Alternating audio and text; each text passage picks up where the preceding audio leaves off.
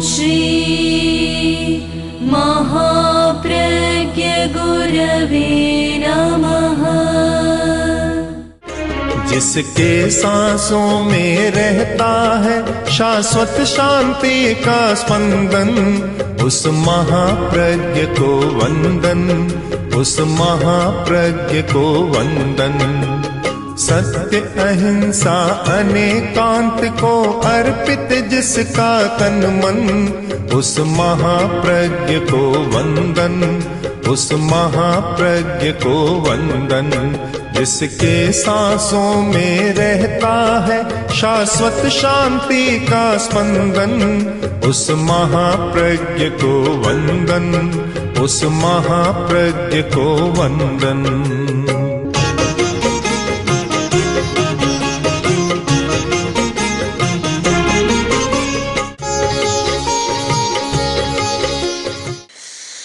पदार्थवादी युग है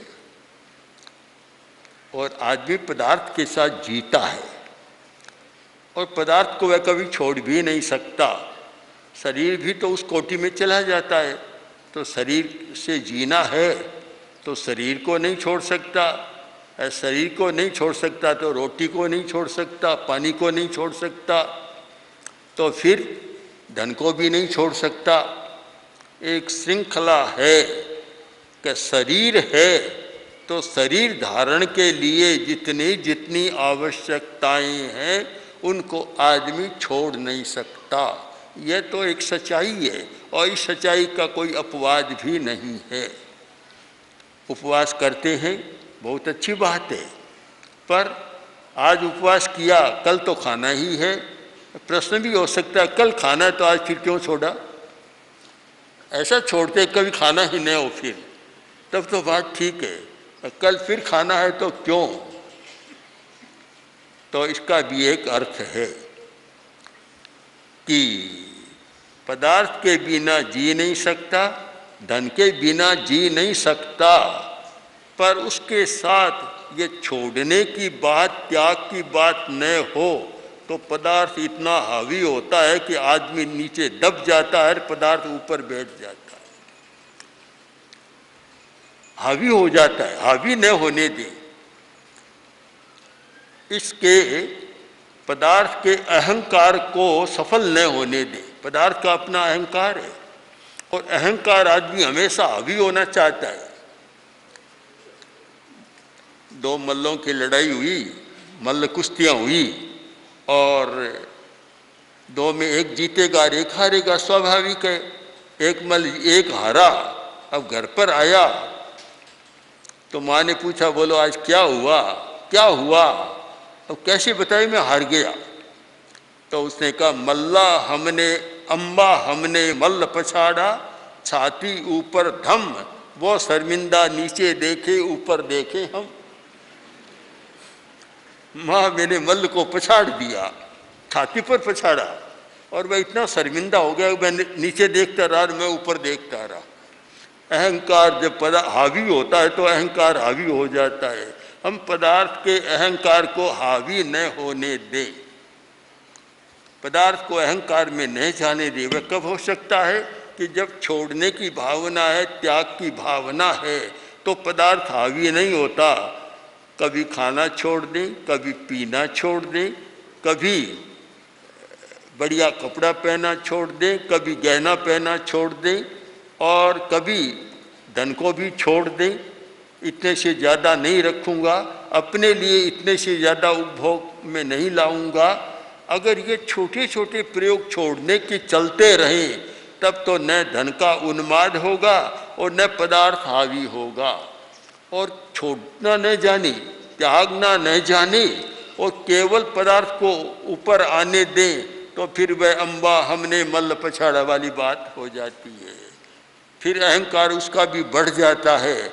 हम धन के अहंकार को न बढ़ने दें, बस सीमा रखें। कभी तुम्हारी उपयोगिता है, वहाँ तक तुम्हारी सीमा है कि तुम हमारे लिए उपयोगी हो, पर तुम हमारे सिर पर चढ़ने के लिए, हावी होने के लिए नहीं हो।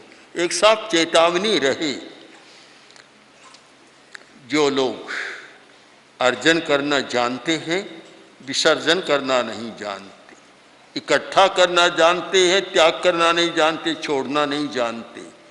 वे हमेशा पागलपन की ओर प्रस्थान करते।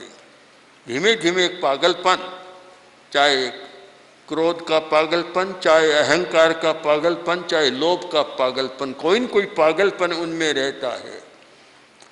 इस पागलपन से कोई छुट्टी पा नहीं सकता। वह चाहे पागल खाने में भर्ती हो, वैसे पागल न बने। पागलपन एक प्रकार का नहीं होता, बहुत प्रकार का होता है। वैसे पागल न हो, पर कोई प्रकार का पागलपन तो होता है। एक लड़का पड़ोसी की खिड़की का कांच फोड़ देता, कभी उसको तोड़ देता, तो पड़ोसी ने शिकायत की कि तुम्हारा लड़का बहुत शैतान है, हमारे खिड़कियों को तोड़ देता है, नुकसान पहुंचाता है। तो पिता ने कहा कि भाई साहब माफ़ करो, पागल है। पड़ोसी बोला अगर पागल है तो तुम्हारी खिड़की क्यों नहीं तोड़ता? इतना पागल नहीं, पागल तो है फिर इतना पागल नहीं। तो आदमी पागल कोई एक प्रकार का नहीं होता। कोई दूसरे को हानि पहुंचाने वाला पागल होता है, कोई किसी रूप में पागल होता है। पागलों की बड़ी विचित्र दुनिया होती है। कोई मंत्री चला गया था पागल खाने का मुआयना करने, देखा कि एक पागल पत्र लिख रहा है। तो मंत्री ने देखा बहुत बढ़िया पत्र लिख रहा है, अंग्रेजी में लिख रहा है, बहुत बढ़िया अंग्रेजी है। तो अधिकारी से पूछा, पागल खाने के अधीक्षक से पूछा कि इसको पागल खाने में कैसे भर्ती किया? ये तो बड़ा समझदार लग रहा है, समझदार है। तो अधीक्षक बोला कि सर आप सामने हैं, तब तक पीछे मुड़ेंगे तब पता चलेगा। जैसे ही पीछे मंत्री मुड़ा और उठा और एक मुक्का पीछे जमा दी, कि बस इतना ही पागलपन है और कोई पागलपन नहीं है। बहुत होशियार है, बहुत अच्छी बातें करता है और बहुत अच्छे साहित्य को पढ़ता है, लिखता है। पागलपन इतना है कि कोई भी आता है आगे से तो ठीक है, जाने लगे तो पीछे से एक मुक्का जड़ देता है। पागलपन एक प्रकार का नहीं होता। मैं तो मानता हूँ जो व्यक्ति धन में इतना डूब गया, पदार्थ में इतना डूब गया कि धन और पदार्थ के सिवाय कुछ दिखाई नहीं देता, वह दीवानदी या रतौंधी कुछ भी हो गई तो क्यों नहीं उसको एक पागलों की एक कोटि में तो हम मान लेंगे, मानना भी चाहिए। और इसलिए मानना चाहिए कि वह जानता है कि छोड़कर जाना है। अगर ये हो कि अमर हूँ, मैं अमर हूँ या मेरी संपत्ति अमर सदा जाऊँगा तो मेरे साथ चलेगी। एक आख्यान आता है, पुराना आख्यान, जिसका हमारे साधु साधियाँ बहुत वाचन करते थे कि आराम शोभा। आराम शोभा का एक बहुत सुंदर आख्यान है। तो आराम शोभा की विशेषता क्या थी? कोई ऐसा उसको दिव्य वरदान मिल गया था कि वह उद्यान में बैठी रहती, आराम में बगीचे में बैठी रहती, और वह जहाँ जाती बगीचा उसके साथ चलता, उसको कभी धूप नहीं होती। आराम शोभा।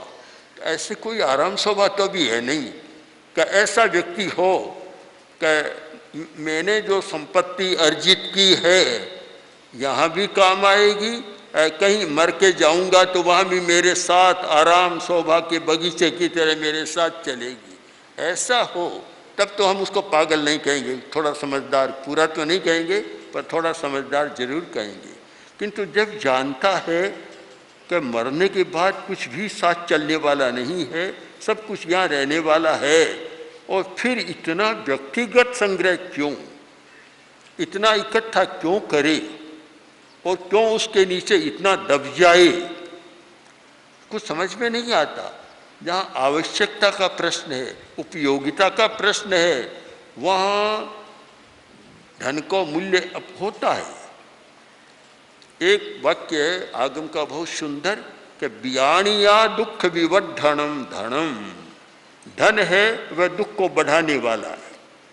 ममत्त बंधम च महाभयावहम, धन दुख को बढ़ाने वाला और ममत्त महाभयंकर है।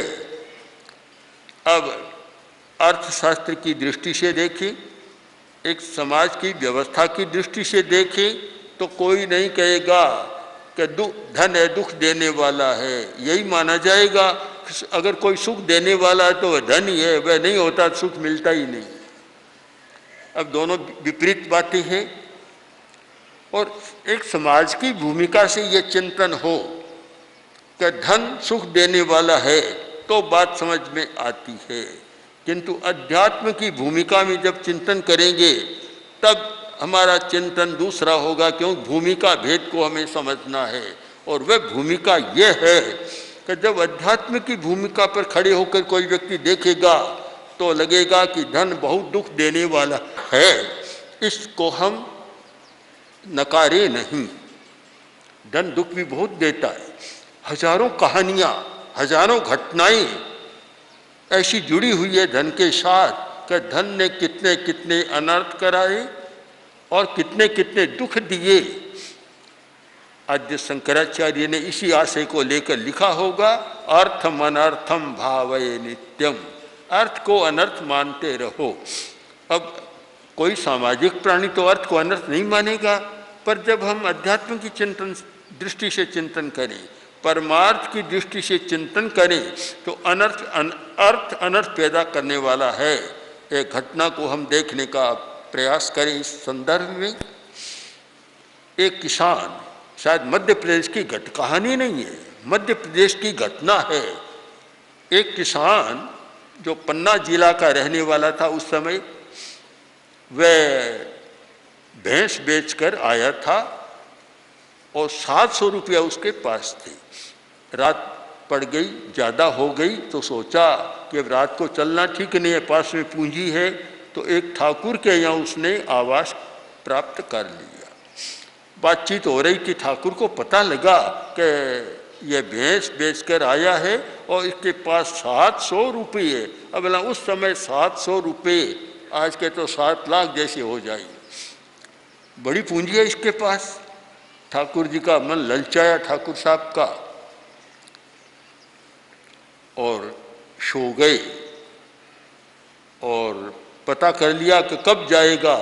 कहे नाश्ता कर, नहीं नहीं, सूरज उगने से पहले थोड़े अंधेरे में मैं तो यहाँ से चला जाऊँगा। ठाकुर ने अपने आदमी को आदेश दिया कि यह इस रास्ते से जाएगा और बीच में अपना खेत है, वहाँ तुम चले जाओ, जैसे ही आए गोली मार दो, इसको मार देना और रुपया ले लेना। वह ठाकुर का आदमी खेत में चला गया बंदूक लेकर और मौके पर जाकर बैठ गया। संयोग की बात, वह व्यक्ति उठा और कोई भाग्य था अच्छा, रास्ता बदल दिया। जिस रास्ते से जाना था उस रास्ते दूसरे रास्ते से गया।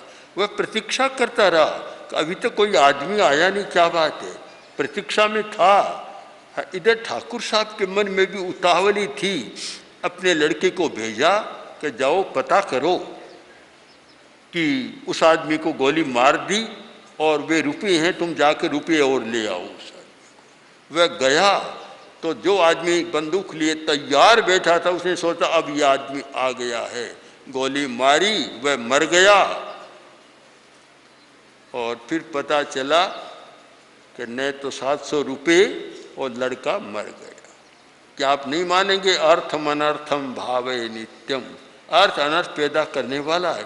एक घटना नहीं, कितनी घटनाएं हैं, कितनी घटनाएं कि 2 मित्रों ने साथ में पैदा की, धन का अर्जन किया और जब आने लगे तब मन में विचार आया कि जाएंगे तो आधी आधी पांति हो जाएगी, अच्छा है मैं एक को मार डालूं। एक के मन में नहीं आया, दूसरे के मन में भी आया। जब एक के मन में आता है तो भला दूसरे के मन में कैसे नहीं आएगा, दोनों के मन में आया।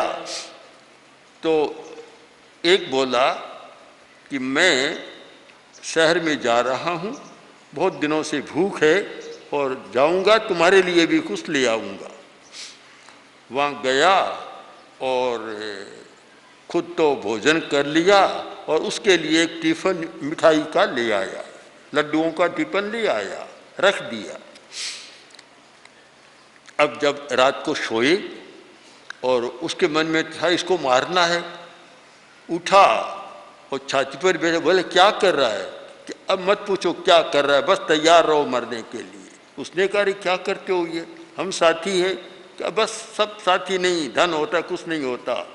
तलवार चलाई, गला काट दिया। अब निश्चिंत हो गया और सो गया। सुबह भूख लगी, कब क्या करूं? कहा हाँ मेरे लिए टिफिन लाया हुआ है, लड्डू लाए हुए हैं। 2-3 लड्डू अच्छे थे, 2-3 लड्डू खाए और वह भी तो अपना काम करके आया था। उसने सोचा था कि ये लड्डू खाएगा और मर जाएगा। 20 लड्डू 20 में से लड्डू था, खाया और वह मर गया, वह भी मर गया।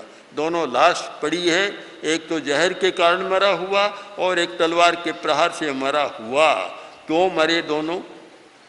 धन के कारण। ठीक है, अर्थम अनर्थम भावये नित्यम। अर्थ कितना अनर्थ पैदा करता है। एक दो क्या, अभी सारी घटनाएं बताएं तो शायद सूरज भी अस्त हो जाए, वह भी सहन न कर सके बेचारा इन घटनाओं। इतनी घटनाएं हैं। तो अर्थ का एक पक्ष है, एक पक्ष है कि धन की उपयोगिता है, उसके बिना जीवन यात्रा नहीं चलती। एक पक्ष है, इसको अगर स्वीकार करें तो दूसरे पक्ष को अस्वीकार न करें कि धन कितना अनर्थ भी पैदा करने वाला है। इसलिए धन के प्रति भी हमारा दृष्टिकोण सम्यक होना चाहिए, सम्यक दर्शन होना चाहिए। अभी चर्चा चली पुरस्कार की और जयसराज शेखानी की। तो जयसराज शेखानी प्रेक्षा ध्यान के साधक है। जब से प्रेक्षा ध्यान शुरू हुआ, हमारे पहले शिविरों में प्रारंभ से आने वालों में जयसराज शेखानी, नगीन भाई आदि आदि लोग हैं जो पहले प्रारंभ में आ रहे थे, तो बराबर साधना करते रहे हैं। तो इनका पहला रूप है कि प्रेक्षा ध्यान के साधक हैं। धनपति है यह दूसरा रूप है, मूल है ये साधक है। और साधक हैं इसलिए कि इनके पिता भी बड़े साधक थे। मैंने दीक्षा ली, हम लोग छोटे थे, मैं मुनि बुद्धमल आदि छोटे साधु थे, तो इनके पिताजी तत्वज्ञानी थे। तो गुरुदेव कहते जाओ नेमीचंद जी को थोकड़ा सुनाओ। हम लोग थोकड़ा सुनाते थे सीखे हुए। तो यह तो एक पैतृक परंपरा भी है तत्वज्ञान की, और इन्होंने साधना भी की। फिर ये केशेट का अमृतवाणी का कार्य शुरू किया और उसमें सारी शक्ति, अब पता नहीं 2 पुत्र बैठे हैं लक्ष्मीपत और विमल, वे जानते हैं कि ये ज़्यादा समय तुम्हारी कमाई में लगाते हैं केसेटों में लगाते हैं। इनकी कल्पना धुन तो एक ही रहती है, कभी कैसे बनाएं कैसे बनाएं। कभी हमारे पास आते हैं, कभी युवाचार्य जी के पास, कभी राजीव महती जी के पास, कभी विमल प्रज्ञा जी। इनकी शिकायतें कभी पूरी होती नहीं, शिकायतें हमेशा रहती है। शिकायत कि काम कैसे आगे बढ़े, बस एक ही लगन है कि ये काम कैसे बढ़े, कैसे जनता तक अधिक से अधिक ये विचार पहुँचे। तो इन्होंने अपनी शक्ति का उपयोग करना भी सीखा है, अनेक दिशाओं में कर रहे हैं। और आज जिस व्यक्ति को पुरस्कार दिया गया, वह व्यक्ति आज से नहीं, वह भी बहुत वर्षों से प्रेक्षा ध्यान के भी काम करता रहा है। उसको भी 15-20 वर्ष हो गए होंगे, डॉक्टर मोहनलाल को 15-20 इतने वर्ष हो गए। कब से काम कर रहा है? जब से चारित्र प्रज्ञा समणी नहीं बनी तब से पहले से ही काम कर रहा है। ये तो बाद की बात है, ये पहले से ही काम कर रही है और इतना अच्छा काम किया है, कर रहे हैं। और वहाँ दक्षिण भारत में, क्योंकि डॉक्टर है, अंग्रेजी पर भी अधिकार है, तमिल पर भी अधिकार है, इसलिए वहाँ बहुत उपयोगिता है और उसके साथ काम कर रहे हैं। और एक तरह से काफ़ी जीवन समर्पित है इस काम के लिए। तो व्यक्ति का चयन भी जिन्होंने किया है तो शायद बहुत उपयुक्त व्यक्ति मिला है, जो स्वयं त्यागी आदमी है, कार्य में रहता है। और प्रसंगवश कहना चाहता हूँ कि इन्होंने अपनी राशि को जिस स्थान के लिए दिया। आज दक्षिण भारत में प्रेक्षा ध्यान का, जीवन विज्ञान का एक बड़ा केंद्र मदुरई बना हुआ है। कामराज यूनिवर्सिटी और वहाँ के प्रोफेसर वे सारे बने हुए हैं, इस काम के लिए बने हुए हैं और बहुत काम कर रहे हैं। अभी देखिए आपने जो प्रेम है, प्रेम वहाँ काम में लगा हुआ है। इस एक युवक ने मदुरई में इतना अच्छा वातावरण बनाया है प्रेम ने, और इस काम में लगा हुआ है और कितने व्यक्तियों को जोड़ा। अभी पुस्तक भेंट की थी, 2 भाग है, एक और दूसरा पढ़ा है, दोनों इतनी बड़ी पुस्तकें तमिल में हैं। और पुस्तक का नाम है yoga, meditation and holistic health, और इसमें 5 धर्मों के ध्यान पर विश्लेषण किया गया है और प्रेक्षा ध्यान का भी बहुत प्रमुख भाग लिया गया है। प्रेक्षा ध्यान, जीवन विज्ञान का भी बहुत बड़ा इन पुस्तकों में भाग है, और ये पुस्तकें शायद पाठ्यक्रम में, यूनिवर्सिटी के पाठ्यक्रम में भी जाने वाली हैं। तो एक प्रकार से इतना व्यापक प्रसार विद्यार्थियों में हो जाएगा। और इसके लेखक हैं डॉक्टर जी जयप्रकाशम मदुरई, उनका भी बड़ा योग रहा है इस कार्य में। प्रेक्षा ध्यान शिविर लगाना, या वहाँ विदेशी लोग बहुत प्रशिक्षण लेने के लिए आते हैं, तो समय समय पर हमें भी समणियों की वहाँ व्यवस्था करनी पड़ती है। अभी भी इसमें अभी आई नहीं समणी मधुर प्रज्ञा जो आने वाली भी हैं, तो वे गई थी। इससे पहले और भी समणियाँ बहुत गई है, और यह भी चारित्र प्रज्ञा और दूसरी समणियाँ भी बहुत गई हैं, और उनकी भावना हर बड़ा अच्छा काम होता है। तो मैं मानता हूँ कि यह कि तमिलनाडु में तमिल भाषा में अनुवाद, साहित्य का अनुवाद और उस पर काम, और मद्रास में ये लोग कर रहे हैं सारा, और वहाँ मदुरई में ये काम चल रहा है। तो इस प्रकार जो उपयोग करते हैं अपनी शक्ति का, संपत्ति का, कि जिससे धर्म की प्रभावना और ध्यान की प्रभावना और लोगों का भला, ये सब बातें हो, तो ये बहुत ही एक शुभ प्रयत्न है कि जिसके द्वारा हम जैन धर्म, जैन विद्या अथवा अहिंसा प्रशिक्षण, जीवन विज्ञान, अणुव्रत आदि आदि प्रवृत्तियों को जनता तक पहुंचा सके और उसमें सहभागी बन सके। एक बहुत बड़ा काम है सहभागी होना। तो अब जयसराज जी और उनके परिवार की सेवाएं तो है ही, और ये हमारे शासन सेवी भी हैं। तो इस अवसर पर डॉक्टर मोहनलाल को भी, उनकी जो प्रेक्षा ध्यान की ओर इतनी सेवा है, तो इसलिए उनको भी प्रेक्षा प्रवक्ता, जो हमारा एक संबोधन है इसका प्रेक्षा ध्यान के संदर्भ में, तो प्रेक्षा प्रवक्ता इस संबोधन से इनको संबोधित किया जाए। बस ओम आर्हम। ओम श्री महाप्रज्ञ गुरवे नमः। ओम श्री महाप्रज्ञ गुरवे नमः। ओम श्री महाप्रज्ञ गुरवे नमः। ओम श्री महाप्रज्ञ गुरवे